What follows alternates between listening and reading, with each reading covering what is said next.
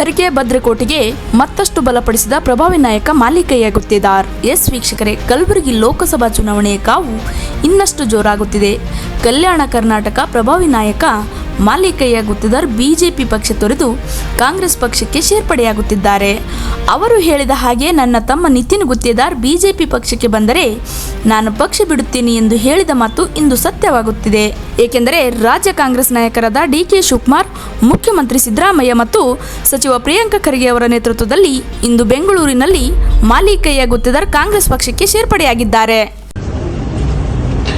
spokesman ಆದಂಥ ನಮ್ಮ ಶಾಸಕರಾದಂಥ ನಾಗರಾಜ್ ಯಾದವ್, ರಮೇಶ್ ಬಾಬು ಅವರೇ, ಮುಖ್ಯವಾಗಿ ಇವತ್ತು ಬಹಳ ವರ್ಷಗಳಿಂದ ನಮ್ಮ ಜೊತೆ ಇದ್ದು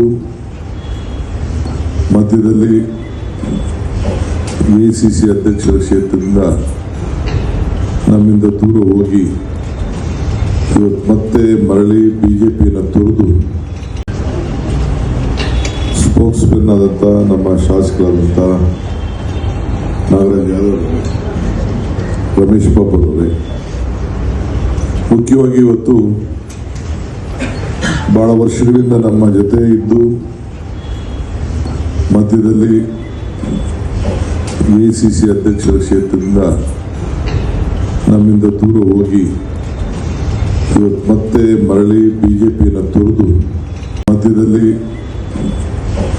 ಎಐಸಿಸಿ ಅಧ್ಯಕ್ಷರ ಕ್ಷೇತ್ರದಿಂದ ನಮ್ಮಿಂದ ದೂರ ಹೋಗಿ ಇವತ್ತು ಮತ್ತೆ ಮರಳಿ ಬಿಜೆಪಿಯನ್ನು ತೊರೆದು ಬಿಜೆಪಿಯಿಂದ ನಮ್ಮ ಯಾರು ಕೂಡ ಹಿಂದುಳಿದೋದಕ್ಕೆ ಭವಿಷ್ಯ ಇಲ್ಲ ಅನ್ನೋದನ್ನು ರೂಪಿಸಿಕೊಂಡು ತೀರ್ಮಾನ ಮಾಡಿ ನಿನ್ನೆ ನಮ್ಮ ಎಐಸಿಸಿ ಅಧ್ಯಕ್ಷರು ಕೂಡ ಶ್ರೀ ಮಾಲಿಕಯ್ಯ ಗುತ್ತೇದಾರ್ ಅವರು, ನಾನು, ಅವರು